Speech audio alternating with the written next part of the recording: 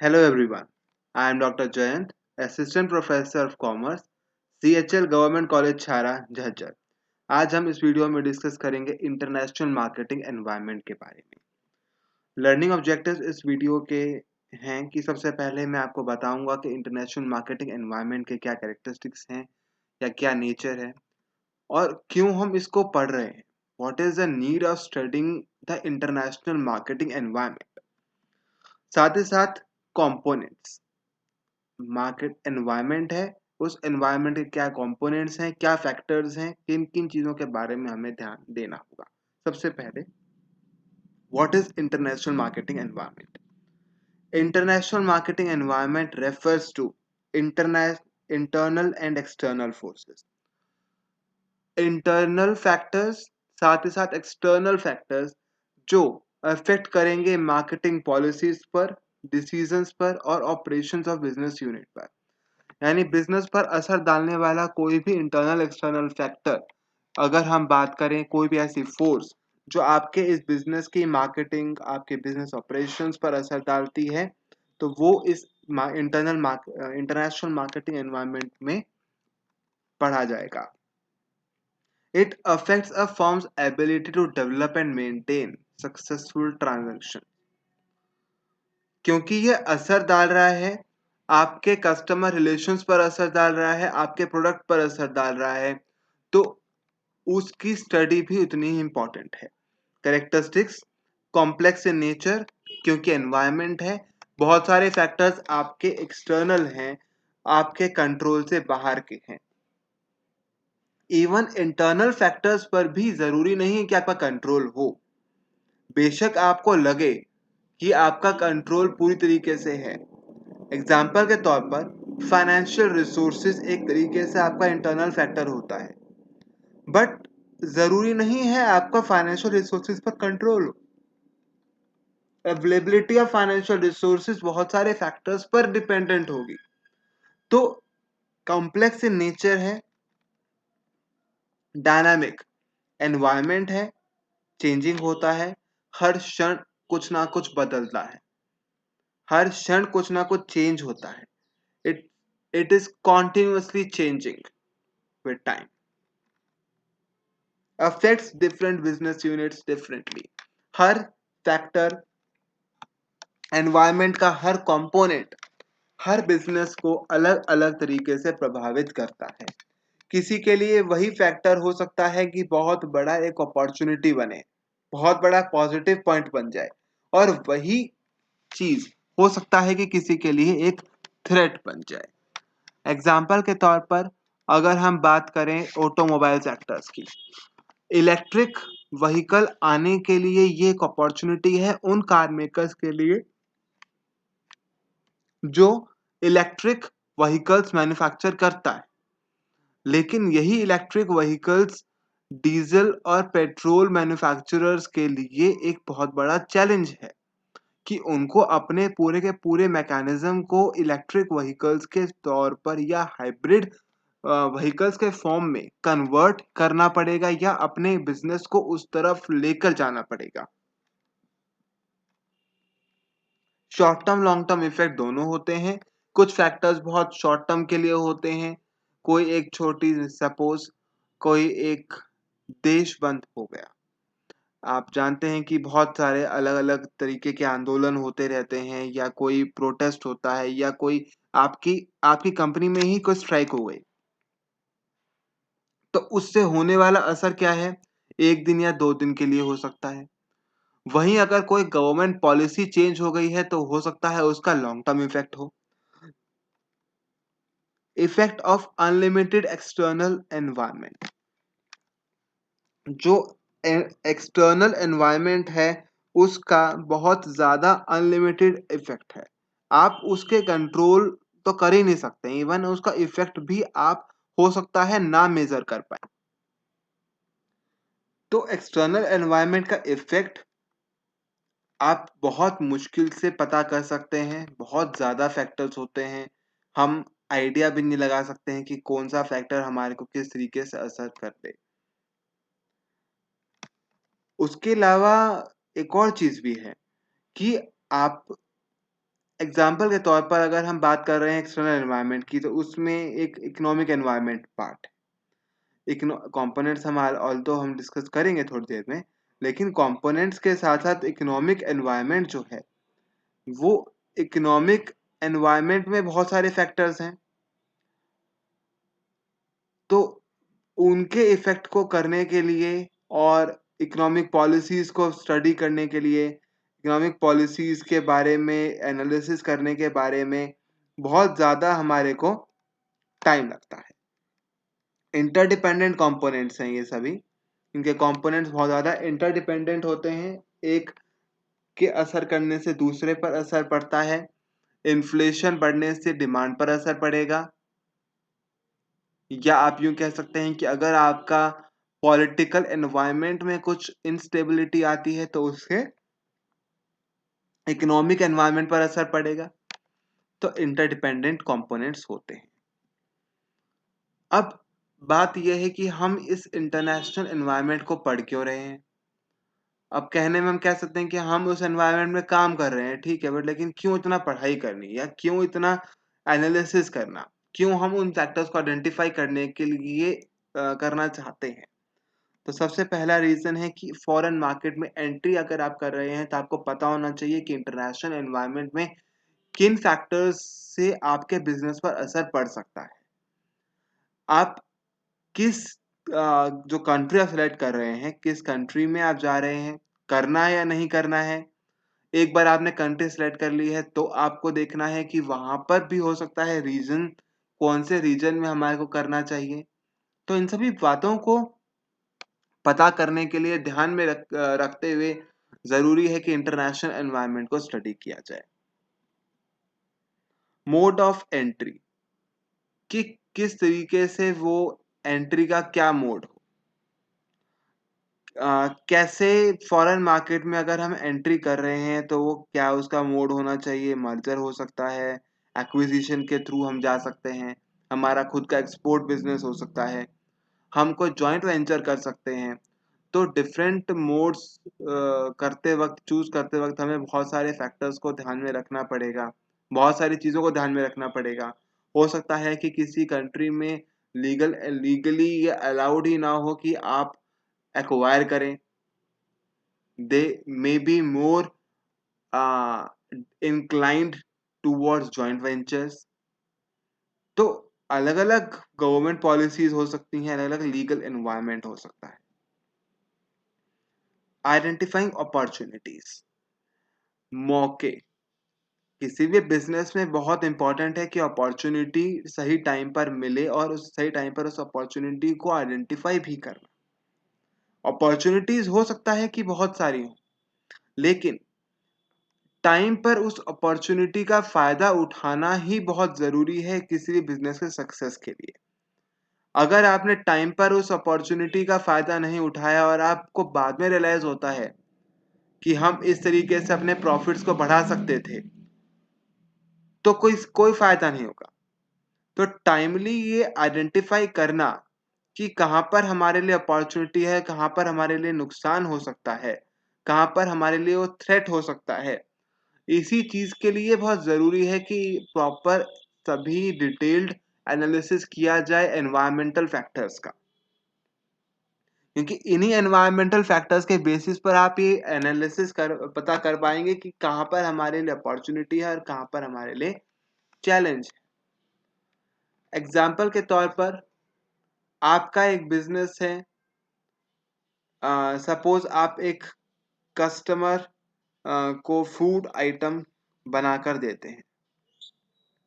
Food item यानी कोई भी पैकेज्ड आइटम जो होता है, वो कोई भी आप पैकेज दे रहे हैं, तो उस पैकेज्ड आइटम को देने के लिए आपके ऊपर बहुत सारे एक्ट्स लग रहे होंगे। फूड आइटम है क्योंकि अलग अलग क्वालिटी स्टैंडर्ड्स होते हैं। आपको ये पता चलता है कि हमारे जो हम बिजनेस कर रहे हैं, हम यूरोप में हमारी एक ब्रांच है, और यूरोप के एक कंट्री है, यानी एग्जांपल नॉर्वे ले लेते हैं हम, कि नॉर्वे में आपकी एक ब्रांच है, और वहां पर जो आप बेकरी या जो फूड आइटम या बिस्किट जो आप बेच रहे हैं, उससे रिलेटेड एक गवर्नमेंट पॉलिसी आने वाली, जिसमें एक नया एक्ट आएगा और उस नए एक्ट के मुताबिक आप पर और ज्यादा क्वालिटी स्टैंडर्ड्स लागू होने वाले, और उन क्वालिटी स्टैंडर्ड्स को चलते हुए आपके 50% आइटम्स आप बेच नहीं पाएंगे जब तक आप उनकी क्वालिटी को और सुधार ना लें। ये क्या है? एक चैलेंज, थ्रेट है कि अगर आपने उस टाइम रहते हुए अपने प्रोडक्ट अपनी बेकरी में वो सुधार लेकर नहीं आए तो वो आपका बिजनेस बंद भी हो सकता है। आपका 50% आइटम्स बंद होने का मतलब क्या है? आपकी सेल्स एकदम से 50% कम हो जाएगी, और ये बहुत बहुत बड़ा एक फिगर है। तो इसलिए ये जरूरी है कि हम टाइम पर आइडेंटिफाई कर पाएं अपॉर्चुनिटी क्या है और थ्रेट्स क्या है। ठीक ऐसे एक अपॉर्चुनिटी का एग्जांपल लेकर देखते हैं कि आप जानते होंगे कि इस टाइम पर स्पेस और एस्ट्रोनॉमी और बाहर की हम अलग अलग प्लैनेट्स की तरफ जा रहे हैं, मून की तरफ जा रहे हैं, स्पेस में सैटेलाइट्स भेज रहे हैं। तो ये एक बहुत बड़ा एक अपॉर्चुनिटी है, एक ऐसी इंडस्ट्री है जहां पर बहुत ज़्यादा कॉम्पिटिटर्स नहीं है। अगर आप जानते हो तो एलन मस्क, जो फिलहाल जनवरी 2021 के हिसाब से जो डाटा आया है, he is the richest person. इन्होंने अमेजोन के जेफ बेजोस को पीछे छोड़ दिया है, and he is now the wealthiest person as per the data of January 2021। Elon Musk की कंपनी क्या है, वो क्या काम करते हैं? आप में से ज्यादातर लोगों ने एलन मस्क के नाम नहीं सुना होगा। आप अमेजोन को जानते होंगे, अमेजोन के जेफ बेजोस को भी जानते होंगे, लेकिन एलन मस्क वो व्यक्ति हैं जिन्होंने टेस्ला कंपनी का फाउंडेशन किया था। टेस्ला कंपनी एक वर्ल्ड फेमस कंपनी है ऑटोमोबाइल्स की गाड़ियों में, जिसमें आप कह सकते हैं इलेक्ट्रिक व्हीकल्स और इन सब का एक रेवोल्यूशनरी प्रोडक्ट्स देने के लिए फेमस है एलन मस्क। उनकी कंपनी अभी स्पेस एक्स पहले प्राइवेट कंपनी बनी है जिसने अपना मिशन पूरा किया है स्पेस में जाने का। तो जो एलन मस्क है, इन्होंने अपॉर्चुनिटी देखी, उन्होंने बहुत इन्वेस्टमेंट किया और he became the first person to send space shuttle as a private agency. US company है ये, स्पेस एक्स नाम है। तो इसी तरीके से एनवायरमेंटल एनालिसिस करने पर और फैक्टर्स को आइडेंटिफाई करने के बाद ही ये डिसाइड हुआ कि क्या अपॉर्चुनिटी है और क्या थ्रेट्स। कंपिटिटर स्ट्रेटजीज को भी आपको पता करना है, क्योंकि आफ्टर ऑल आपको एक एनवायरमेंट में compete करना है और उन कॉम्पिटिटर्स के मुताबिक आपको अपने एक्शंस लेने हैं और मार्केटिंग मिक्स डिसीजंस भी लेने, प्रोडक्ट से रिलेटेड, प्राइस, डिस्ट्रीब्यूशन कैसा हो हमारा, क्या हमारे प्रमोशन हो, क्या प्रमोशन में किस तरीके के फैक्टर्स को हमें ध्यान रखना है, वहाँ के डोमेस्टिक, वहाँ के कल्चरल फैक्टर्स को, वहाँ की डेमोग्राफिक फैक्टर्स को ध्यान में रखते हुए हमें अपने प्रोडक्ट का और अपने प्रमोशन का ध्यान में रखना है। अब जहाँ पर कोई एक ऐसा रीजन है जहाँ पर आप बिजनेस कर रहे हैं, वो एक बहुत पोश एरिया और एक हाई क्लास या बहुत रिच पीपल का एरिया है सपोज, तो वहां पर आपका प्रोडक्ट, लग्जरियस प्रोडक्ट्स ज़्यादा बिकेंगे। तो आपको ये एनालिसिस करना है कि किस तरीके का आपका एनवायरनमेंट है। कंपोनेंट्स कंपोनेंट्स में इंटरनेशनल मार्केटिंग एनवायरनमेंट के दो कंपोनेंट हैं, इंटरनल एनवायरनमेंट और दूसरा एक्सटर्नल। एक्सटर्नल के फर्दर दो होते हैं, एक माइक्रो या ऑपरेशनल, सेकंड है मैक्रो या जनरल। इनको हम डिटेल में डिस्कस करेंगे। सबसे पहला इंटरनल एनवायरनमेंट में फर्स्ट, ये जो इंटरनल फैक्टर्स होते हैं ये किसी भी बिजनेस फर्म से रिलेटेड फैक्टर्स होते हैं और ज़्यादा काफ़ी हद तक कंट्रोल में होते हैं। विजन ऑफ टॉप मैनेजमेंट, कि टॉप मैनेजमेंट आज से 10-15 साल बाद हमारे बिजनेस को क्या देखता है, क्या उसका विजन है, किस तरीके से वो अपने इस पूरे बिजनेस को लेकर जाना चाहता है, क्या सोसाइटी के लिए क्या कर रहा है, अपने और जितने स्टेक होल्डर्स हैं उनको साथ में लेकर किस तरीके से वैल्यू क्रिएशन कर रहा है। तो विजन पता होना चाहिए। फाइनेंशियल रिसोर्सेज कितने हैं आपके पास, क्या आप फाइनेंशियल रिसोर्सेज में इक्विटी आपके पास है, या आपको डेट लेना है, या आपको कोई और hybrid form of financial instrument को यूज करके अपनी कैपिटल बढ़ानी है। कोई प्रोजेक्ट अगर आप लेकर आ रहे हैं तो क्या आपके पास इतने रिसोर्सेज हैं कि आप उस प्रोजेक्ट को फुलफिल कर पाएंगे financially. Physical and human resources भी उतने ही इंपॉर्टेंट है फाइनेंशियल रिसोर्सेज के लिए, कि आपके पास proper equipment, machines, office, transportation के लिए कन्वेंस के साधन, और ह्यूमन रिसोर्स, स्किल स्टाफ है या नहीं है, ट्रेंड है या नहीं है वो लोग। उसके लिए आपको सारे फैक्टर्स को भी देखना है कि कहाँ पर ऐसा कौन सी जगह है जहाँ पर हमारे को फिजिकल और ह्यूमन रिसोर्सेज दोनों उपलब्ध हो सकते हैं, कि जहाँ पर हम अपना ऑफिस, अपनी मशीन भी सेट कर सकें और हमारे को एक चलाने वाला और उसको बिजनेस को रन करने के लिए स्किल्ड स्टाफ भी चाहिए, ह्यूमन रिसोर्स भी अवेलेबल हो पाए। ऑब्जेक्टिव्स ऑफ द बिजनेस क्या है, बिजनेस का ऑब्जेक्टिव क्या है, क्या हमारा ऑब्जेक्टिव एक्सपोर्ट करना है, क्या हमारा ऑब्जेक्टिव हमारा सरप्लस प्रोडक्शन जो है उसको करना है, मैक्सिमम मार्केट कैप्चर करना ऑब्जेक्टिव है, या कुछ और हमारा रेवेन्यू मैक्सिमाइजेशन ऑब्जेक्टिव है। तो what ever the objective is, उस पर वो भी अब आपको एनालाइज करना है, वो भी सोचते हुए आपको मार्केटिंग के बारे में करना है सारा कुछ decide. Technological and R&D, research and development capabilities. आज के टाइम पर जब एनवायरनमेंट इतना डायनामिक है, इतना वाइब्रेंट है, चेंज होता रहता है, बहुत ज़्यादा रैपिड चेंजेस हो रहे हैं, टेक्नोलॉजी हर दूसरे तीसरे दिन आउटडेटेड हो जाती है।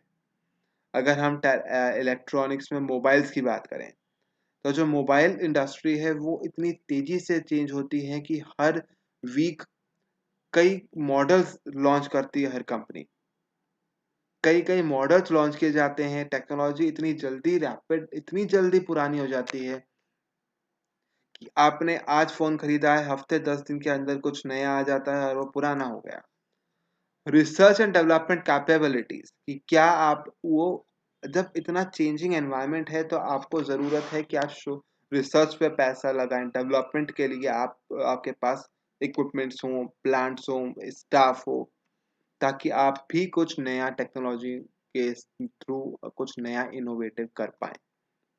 मैनेजरियल पॉलिसीज क्या हैं आपकी, क्या आपके मैनेजमेंट प्रैक्टिसेस हैं, किस तरीके से वो अपने वर्क कल्चर को करता है और अपनी brand and corporate image create कर पाता है।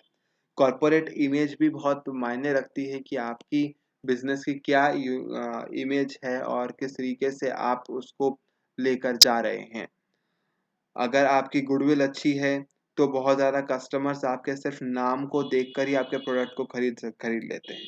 लेकिन अगर आपकी कंपनी की कोई इमेज नहीं है, आपकी कंपनी को कोई जानता नहीं है, तो कितना भी अच्छा प्रोडक्ट हो, बहुत मुश्किल, बहुत मेहनत लगती है कि आप कस्टमर तक अपने प्रोडक्ट को पहुंचा पाएं और वो कस्टमर आपके प्रोडक्ट को रिकॉग्नाइज कर पाए।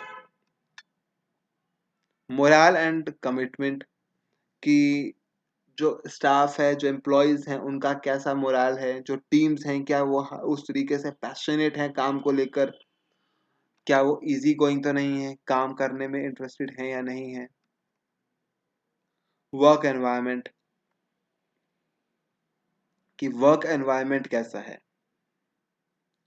अगर कैसी कल्चर है, कॉरपोरेट कल्चर क्या है, ऑर्गेनाइजेशनल चेंज को एक्सेप्ट करते हैं या नहीं करते हैं, ऑर्गेनाइजेशन कॉन्फ्लिक्ट्स अगर होते हैं तो उसको किस तरीके से हैंडल किया जाता है, ग्रीवेंस रिड्रेसल मैकेनिज्म्स कैसे हैं। इन सब चीज़ों को ध्यान में रखते हुए वर्क एनवायरनमेंट देखा जाता है। और ये कुछ फैक्टर्स थे आपके इंटरनल एनवायरनमेंट के, जिस पर काफ़ी हद तक कंट्रोल होता है कंपनी का या बिजनेस का। अब उसके बाद external marketing environment. External marketing environment वो सभी फैक्टर्स जो आपके बिजनेस पर इफेक्ट तो कर रहे हैं लेकिन वो बिजनेस के स्कोप से बाहर हैं, आपके ये अनकंट्रोलेबल इन नेचर होते हैं, ज़्यादा कोई खास कंट्रोल में नहीं होते हैं फैक्टर्स, और ये अपॉर्चुनिटीज और थ्रेट्स भी बिजनेस के लिए हो सकते हैं। माइक्रो एनवायरनमेंट वो फैक्टर्स होते हैं जो इमीडिएट एनवायरनमेंट को या जो डायरेक्टली आपके बिजनेस पर असर डाल रहे हैं। मैक्रो एनवायरनमेंट वो फोर्सेस हैं जो आपके लिए अपॉर्चुनिटीज या थ्रेट्स क्रिएट कर रहे हैं, यानी ये इमीडिएटली आप पर असर नहीं डाल रहे हैं, although they are important but they are not immediately or directly affecting your business. External में माइक्रो एनवायरनमेंट में ये कुछ फैक्टर्स हैं: suppliers, customers, market intermediaries, competitors, public. Macro environment जो जनरल एनवायरनमेंट होता है, economic, political, legal, socio cultural and technological. इनको हम डिटेल्स में डिस्कस करेंगे। सबसे पहला है सप्लायर। सप्लायर, आप जानते हैं कि आपका जो रॉ मटेरियल है, जो इनपुट्स हैं, वो कहाँ से आ रहे हैं, तो उसके लिए सप्लायर होना बहुत ज़रूरी है। बहुत ज़रूरी है कि सप्लायर रिलायबल भी हो। अगर आपका सप्लाई ऑफ रॉ मटेरियल या इनपुट्स बीच में इंटरप्ट हो जाता है, रुक जाता है, तो आपका सारा का सारा जो प्रोसेस है बिजनेस का, वो डिस्टर्ब होता है। और अगर आपका सप्लायर रिलायबल नहीं है तो आपको ज़्यादा इन्वेंट्रीज रखने पड़ेंगे, ज़्यादा स्टॉक रखना पड़ेगा, और ऐसे में आपकी ज़्यादा कॉस्ट पड़ेगी। मल्टीपल सप्लायर्स भी हो सकते हैं, ताकि हम ये चाहते हैं कि हम केवल एक सप्लायर पर डिपेंडेंट ना हो। तो हमने क्या किया, अलग अलग सप्लायर से कुछ कुछ क्वांटिटी में ले लिया। टोटल हमारे को सपोज किसी आइटम का 100 क्वांटल इनपुट चाहिए था, 100 क्वांटल रॉ मटेरियल। तो मैंने वो 100 जो क्विंटल है वो 3 कंपनीज से अलग अलग से खरीद लिया, ताकि हम डिपेंडेंट ना हो, 3 अलग अलग सप्लायर से ले लिया। तो ये एक ध्यान रहता है कि कितना किससे खरीदना है, और मल्टीपल सप्लायर्स के बारे में। कस्टमर, कस्टमर की क्या नीड्स हैं, क्या टेस्ट प्रेफरेंसेस हैं, उनकी स्पेंडिंग हैबिट्स, खर्च करने की कितनी हैबिट्स हैं, क्या उनकी इनकम लेवल है, ये सभी चीजें देखी जाती हैं। कस्टमर को सेगमेंटेशन भी किया जाता है। सभी कस्टमर एक जैसा नहीं होता है। कुछ कस्टमर होगा जो आपकी क्वालिटी प्रोडक्ट चाहेगा, प्रीमियम ब्रांड लेना चाहेगा। वो ये चाहेगा कि कितना भी महंगा हो लेकिन मुझे चाहिए क्वालिटी प्रोडक्ट। कोई ऐसा कस्टमर भी होगा जिसको चाहिए कि हाँ ठीक है, ज़्यादा महंगा नहीं चाहिए, ठीक ठाक सा प्रोडक्ट हो।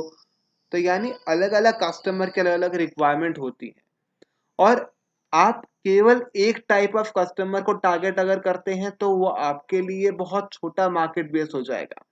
तो ऐसे में हम क्या करते हैं कि अलग अलग बेसिस या अलग अलग फैक्टर्स के बेसिस पर, जैसे कि income level, demand, taste and preferences, age, personality and lifestyle, geographical area, education level जैसे बेसिस को ध्यान में रखते हुए हम कस्टमर्स का सेगमेंटेशन कर देते हैं, उनको बांट देते हैं अलग अलग हिस्सों में। मार्केट इंटरमीडियरीज, ये एजेंट्स एंड ब्रोकर्स हैं जो बिजनेस यूनिट को प्रमोट करने के लिए हमारे को असिस्ट करते हैं। ये एक लिंक है बिजनेस यूनिट और फाइनल कस्टमर के बीच में, और इसमें शामिल होते हैं मिडलमैन। मिडलमैन में आता है रिटेलर्स, होलसेलर्स जैसे लोग। मार्केटिंग एजेंसीज इसमें शामिल हैं। फाइनेंशियल इंटरमीडियरीज में आपका बैंक, इंश्योरेंस का जैसे जो फाइनेंशियल एजेंट्स होते हैं, प्राइवेट लेंडर्स, ये जैसी चीज़ें शामिल होती हैं। और फिजिकल इंटरमीडियरीज में warehousing, transportation, consultancy services जैसी चीज़ें। तो ऐसे बहुत सारे मार्केट इंटरमीडियरीज चाहिए जो आपके बिजनेस को ऑपरेट करने में आपको असिस्ट करते हैं, और वहाँ के क्योंकि आप इंटरनेशनली बिजनेस कर रहे हैं तो आपको इन सब की आवश्यकता ज़रूरत पड़ती। कॉम्पिटिटर्स, किसी भी बिजनेस जो आप कर रहे हैं, जाहिर सी बात है कंपटीशन तो है ही, और उस कंपटीटर को एक्शन रिएक्शंस होते हैं कि कोई एक कंपनी अगर प्राइसेस को कम कर देगी तो बाकी कॉम्पिटिटर्स को भी ये ध्यान देना होगा कि कैसे अ, हम उसको करें। टेलीकम्युनिकेशन इंडस्ट्री एक ऐसा एग्जांपल है जहां पर आप देख सकते हैं इसका एग्जांपल। जियो जब आया तो उसने अपना बहुत सस्ते में डाटा पैक दिया, सस्ते में 4G दिया। उसको देखते हुए बाकी कंपनीज को, एयरटेल, वोडाफोन आइडिया जैसी कंपनीज को भी मजबूरन अपने रेट्स कम करने पड़े, लॉसेस बियर करे, बहुत बहुत लॉसेस बियर करना पड़ा, लेकिन फिर भी रेट्स कम करने पड़े ताकि कस्टमर्स आपके पास से जाए ना। अब धीरे धीरे जैसे जैसे जियो भी रेट बढ़ा रहा है, मार्केट बन गई है उनकी, रेट बढ़ा रहे हैं, तो अब एयरटेल, वोडाफोन आइडिया, ये सारी कंपनीज भी अपना रेट बढ़ाने लग गई हैं। तो कॉम्पिटिटर्स की स्ट्रैटेजीज को काउंटर करने के लिए आपको ज़रूरी है समझना कि उनकी वीकनेसेस क्या हैं, कॉम्पिटिटर की क्या स्ट्रेंथ है और क्या वीकनेस है, और किस तरीके से वो अपने बिजनेस को ऑपरेट करते हैं। पब्लिक पब्लिक में कोई भी जिसको इंटरेस्ट है, मीडिया पब्लिक और लोकल पब्लिक। मीडिया पब्लिक वो journals, articles, newspaper, social media, ये सभी लोग शामिल होते हैं। लोकल पब्लिक यानी वो पब्लिक जो जिस एरिया में हम सामान बेच रहे हैं वहां पर रहने वाले लोगों का क्या ओपिनियन है, और ये आप समझते भी हैं कि किसी भी इमेज और गुडविल के लिए बहुत इंपॉर्टेंट फैक्टर है ये पब्लिक सेंटिमेंट्स क्या है उसके। तो पब्लिक जैसा भी इमेज, पब्लिक से इमेज बनती है। अगर आपके किसी भी एक गलत फैसले के वजह से सेंटिमेंट्स हर्ट हो जाते हैं तो आपकी सारी की सारी गुडविल पर एक बहुत बड़ा क्वेश्चन मार्क लग सकता है। एक्सटर्नल मार्केटिंग एनवायरनमेंट में सेकंड है मैक्रो एनवायरनमेंट। मैक्रो में सबसे पहला इकोनॉमिक। इकोनॉमिक फैक्टर्स में आप ये देख सकते हैं कि ये सारे कुछ फैक्टर्स हैं जिसको अब हम डिटेल में करते हैं। सबसे पहला economic environment of domestic economy, जहां पर आपकी जो डोमेस्टिक इकोनॉमी है उसके बारे में एनालिसिस करना, उनके फैक्टर्स को देखना। इकोनॉमिक कंडीशंस देखना कि कैसी आपकी क्या ग्रोथ रेट है, क्या जीडीपी है, क्या इनकम लेवल है, कितना सेविंग करता है, कितना व्यक्ति खर्च कर रहा है, क्या उनके स्पेंडिंग हैबिट्स हैं। तो ये सारी इकोनॉमिक कंडीशंस, इन्फ्लेशन क्या है, ये सारी चीज़ों को ध्यान में दिया जाता है। इकोनॉमिक पॉलिसीज, मॉनेटरी पॉलिसी क्या है, फिस्कल पॉलिसी क्या है आपकी, इंडस्ट्रियल पॉलिसी, क्या आपकी लाइसेंसिंग पॉलिसी है, फॉर इन्वेस्टमेंट पॉलिसीज, मतलब different kind of policies. Economic system, क्या आप सोशलिस्ट इकोनॉमी हैं या कैपिटलिस्ट हैं या मिक्स्ड हैं। तो डोमेस्टिक इकोनॉमी के पूरा डिटेल्ड फैक्टर्स यहाँ पर कंसिडर किए जाते हैं। बिजनेस साइकिल, बिजनेस साइकिल आप जानते हैं कि पहले प्रोस्पेरिटी होती है, फिर बूम आता है, एक एक्सट्रीम पर, हाइट पर पहुंचकर फिर वो धीरे धीरे गिरावट होनी शुरू होती है, डिक्लाइन, और जब पूरा डिक्लाइन हो जाए डिप्रेशन, और फिर रिकवरी। तो बिजनेस साइकिल के किस स्टेज पर आपकी वो कंट्री की इकोनॉमी है, कहाँ पर वो ट्रेड साइकिल, बिजनेस साइकिल्स हैं, और उसके हिसाब से आपको अपनी स्ट्रैटेजीज बनानी होती हैं और डिसीजंस लेने होते हैं। अगर आप डिप्रेशन में नया बिजनेस करने की सोचते हैं तो ये पॉसिबल ही नहीं है। आप डिप्रेशन में नया बिजनेस नहीं कर सकते हैं। अगर आप बूम में अपने प्रोडक्ट की क्वांटिटी, या जब आप देख रहे हैं कि आपकी बहुत डिमांड है, हाई डिमांड है बूम के टाइम पर, तो आप अपने मैन्युफैक्चरिंग को बढ़ाकर अपना ज़्यादा प्रोडक्शन कर सकते हैं। तो ये डिसीजंस बिजनेस साइकिल को देखते हुए लिए जाते हैं। फॉरेन इन्वेस्टमेंट, फॉरेन इन्वेस्टमेंट में क्या आपकी एफडीआई की रिलेटेड पॉलिसीज हैं और क्या ट्रेड एग्रीमेंट्स हैं। International institutions, IMF, World Bank, WTO, UNCTAD जैसे एजेंसीज, और इनके द्वारा क्या आपके इकोनॉमिक एनवायरनमेंट पर असर करता है। सेकंड है पॉलिटिकल एनवायरनमेंट। पॉलिटिकल आइडियोलॉजी क्या है किसी भी गवर्नमेंट की उस देश में फॉरेन इन्वेस्टमेंट को लेकर, foreign trade, tariffs, price control को लेकर। क्योंकि हो सकता है कि वो बहुत ज़्यादा नेशनलिस्ट आइडियोलॉजी है, वो अपने देश के बारे में ही करते हैं। अगर किसी की बहुत ज़्यादा नेशनलिस्ट आइडियोलॉजी है तो वो बाहर की कंपनीज को, एमएनसीज को वेलकम ज़्यादा नहीं करेंगे। लेकिन अगर वो कोई कैपिटलिस्ट इकोनॉमी है, यूएसए जैसी इकोनॉमी है, तो वहाँ पर वो क्या है कि वो प्रमोट करेंगे कि हाँ जी हमारे पास आए, बाहर से आकर हमारे यहाँ बिजनेस करें। एंड सेकंड है political stability of the government. राजनीतिक तौर पर स्थिरता बहुत जरूरी है। अगर गवर्नमेंट स्थिर है तो वो डिसीजंस ले सकती है और एक स्मूथली इकोनॉमी वर्क करती रहती है। पॉलिटिकल एनवायरनमेंट में जिस देश में आप बिजनेस कर रहे हैं वो भी शामिल होगा, जहां से आप बिलोंग करते हैं, जिस कंट्री का वो एमएनसी ओरिजिनली है वो भी, और कुछ इंटरनेशनल पॉलिटिकल फैक्टर्स भी, जियो पॉलिटिकल जिसे हम बोलते हैं वो भी। लीगल एनवायरनमेंट का नेशन यहाँ पर भी वही है जिस देश से आप बिलोंग कर रहे हैं, जहाँ पर आप ऑपरेट कर रहे हैं, और इंटरनेशनल लॉज एंड एक्ट्स जो हैं डिफरेंट इंटरनेशनल ऑर्गेनाइजेशन से द्वारा बनाए जाते हैं। और ये लॉ, लीगल एनवायरनमेंट, आपको अप टू डेट चीज़ें पता होनी चाहिए कि किस तरीके से देश में जुडिशियल सिस्टम, ग्रीवेंस सिस्टम है, और इंटरनेशनली बहुत इम्पोर्टेंट है। अभी जैसे कि आप, एक रीसेंट कंट्रोवर्सी है फ्यूचर रिटेल को देकर। फ्यूचर रिटेल इंडिया की किशोर बियानी की कंपनी है, जिसमें जियो रिलायंस रिटेल ने स्टेक खरीदा, और उससे पहले अमेजोन के साथ भी उनकी डील थी। तो अमेजोन ने किशोर बियानी पर ये केस कर दिया कि आपने हमारे से बिना पूछे और हमारे एग्रीमेंट का वॉयलेशन करते हुए रिलायंस रिटेल के साथ डीलिंग करी।